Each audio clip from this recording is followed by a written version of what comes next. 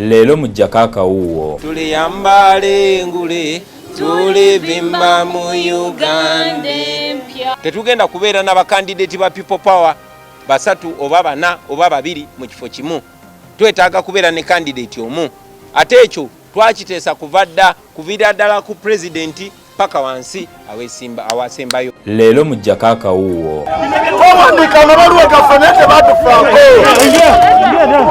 Mutukirize tudde ku luguudo tukole.